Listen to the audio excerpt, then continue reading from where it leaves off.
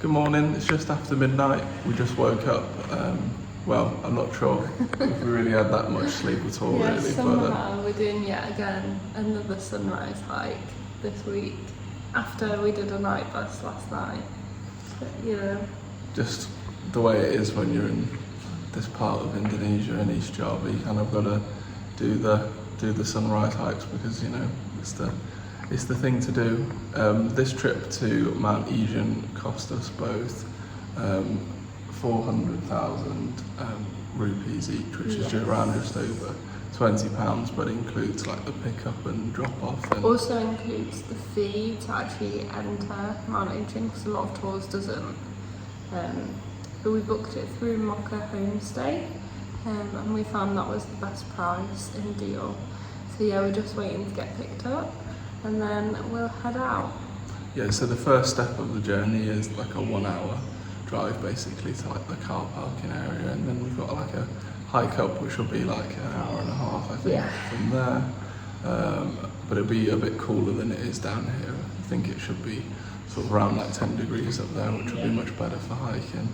And then we're going to sort of hike down into the crater to hopefully see the blue flame, and then back out of the crater to like a viewpoint for sunrise, and then obviously back down after that, and hopefully we'll be back here and in bed by like 9 o'clock or something. In bed. to properly go to sleep. I don't know, it's going to be another long day I think for us, but yeah, this is the start anyway.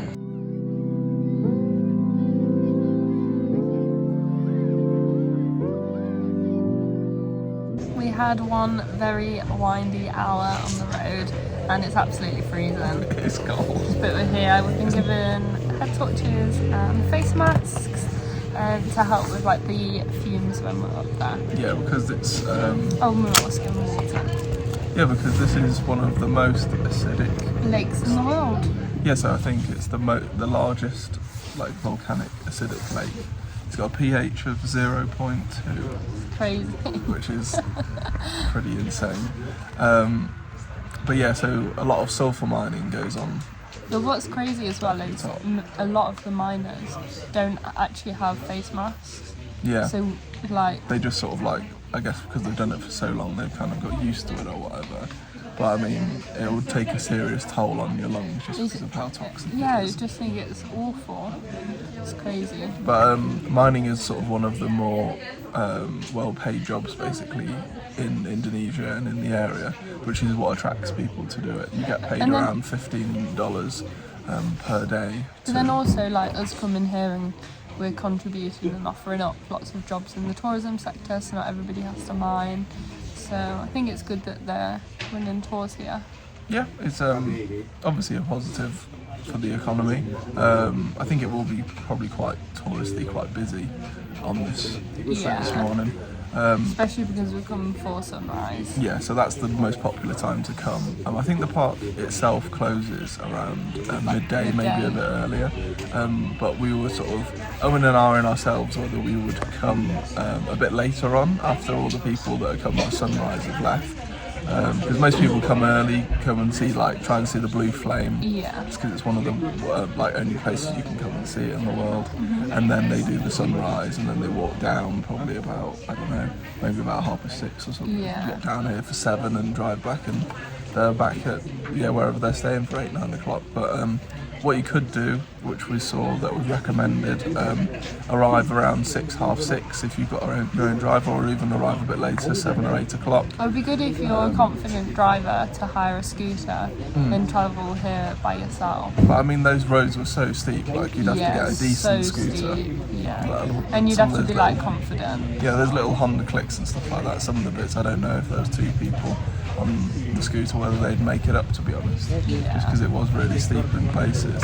But yeah, so if you are looking for a bit of a quieter experience, come a bit later on, maybe 7 o'clock in the morning, get here. You won't have to get up so early because it's about an hour drive from the town, and then you'll probably have the trail pretty much to yourself as the last few sort of stragglers from the top are coming down.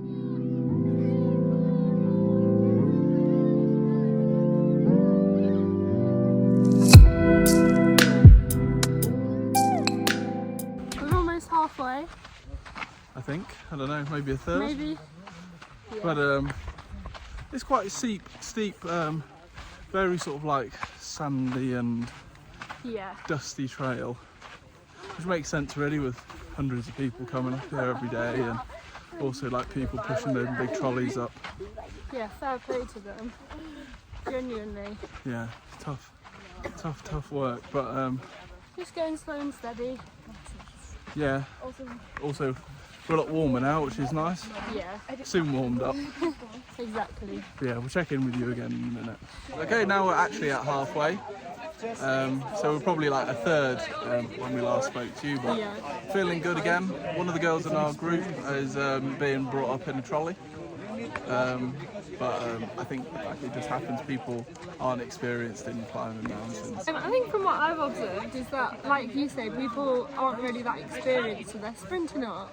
You know, we are at elevation. We're almost at like 2,000 metres now, maybe a little bit over. And that's obviously going to take a toll if you're just used to being at sea level. Like, there's probably, I don't know what it is, probably like 80% of the oxygen than at sea level, so it will take a little toll. You'll just feel more out of breath. And then you can just hear everyone like stopping and gasping. You're better off going slow and steady. So we've just kind of been going slow, letting everyone overtake us, and then overtaking them when they're stopping. It's a weird old game.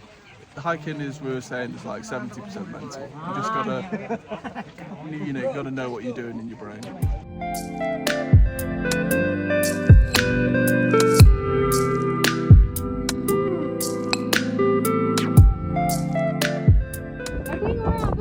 You probably can't hear us. Probably can't hear us very well through these masks. Look a bit like Bane at the moment from Batman. I'll probably put some subtitles on the screen so you can understand what we're saying. We're about to go down. Yeah, down into the crater to see the blue flame.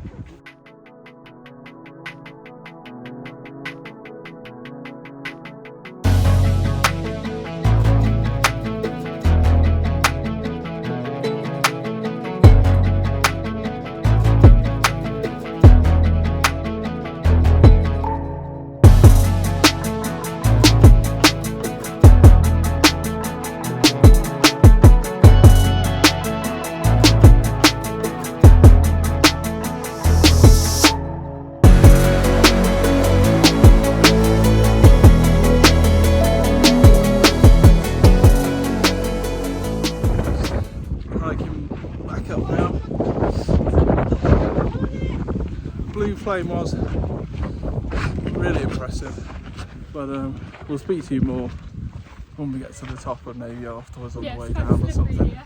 It's very slippery, so we need to concentrate, but look at those views. It'll be better when we get to the top and we can relax and enjoy them a bit more. We're back up now for the sunrise. And we've got a card inversion as well. Beautiful. It's very nice up here. Yeah. Got lovely weather for it, and I think we're just up just in time for watching the sunrise. Yeah, we managed to get like the last of the views, which is nice. Yeah, lovely. We're going to take some more pictures now and just enjoy it up here.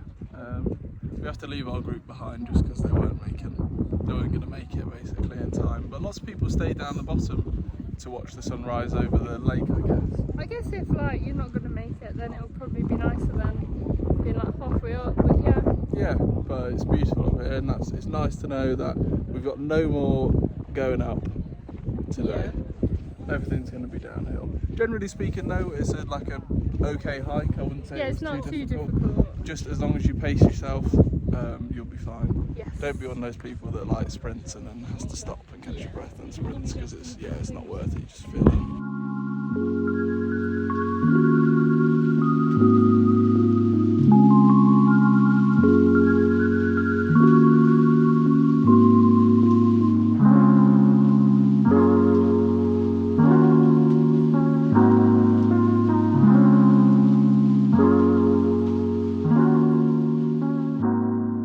Time for us to head down now.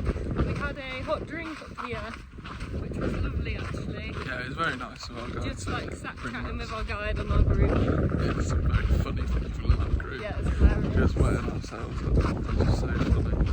But yeah, we've had a nice time. Just tired now, obviously. And just got gotta keep our concentration on this path. It's a little bit slippery with all the loose, gravelly, shaly sort of stuff. But if you wanted to bring like a face buff as well, obviously I know you get the masks for the sulphur, but that might be nice if you just want to keep the dust out of your lungs. That's why I'm wearing these, just because it's quite dusty, so like I don't want to tear my eyes. And the wind doesn't help as well. But it's such a beautiful view up here. We've got the mountains and volcanoes in the background, and I think it's definitely worth coming for sunrise too, in my opinion. Yeah, I know. Obviously, as you can see, you would have seen from all the footage that we took. It was certainly, it's not a hidden gem. Oh no. It's very busy, but for good reason. Yeah, busy for a reason. But yeah, and it was just nice to see like all the colours, and then we saw the blue flame, which was really cool. So yeah. Then we got sort of like absolutely drowned in a cloud of sulphur. Oh, it's when that sulphur comes, it's so hard to breathe. Like even through the mask, you're just can't done. imagine those miners. Not even wearing a mask. They don't wear the masks. It's crazy. Oh guys, honestly. Yeah, it is. But yeah, heading down now. And then it was time for us to head back down. So it took us about an hour in total, slightly longer than what you may have imagined, purely because it was quite loose footing and quite steep as well. So we definitely had to watch where we were stepping. A few people we saw took a tumble, and others had opted for the human taxis to get down. The following morning, we packed up our stuff and headed to the nearby port to Banyuwangi. It was very easy to buy tickets. They even helped us check in, and then it was just a short walk to the boat. It took about an hour to sail across to Bali, but unfortunately when we got there, we had a bit of a problem. So a little travel reality moment for you all. We got a text just as we got on the ferry to come across to Bali from our homestay, with a photo of them holding our GoPro. So, not ideal start to Bali, and we just wanted to use this time to rest, which obviously has been delayed, but Morgan's headed back on the ferry across. It takes an hour each way. He's there now picking up the GoPro, and then he's going to come back. I've stayed with all our bags just because there's no point us paying extra for the ferry tickets. So slightly delayed, obviously not ideal, but at least we haven't lost it permanently. 3 hours later than expected, both of us and all our belongings made it to Bali, and we headed to the bus terminal to get our first bus to Mengwi. Thankfully, upon arriving in Mengwi, there were taxi drivers waiting for us and gave us a good deal based on the grab price to get to our hotel in Ubud. We finally made it. Oh, finally. But I'll give you a quick room tour.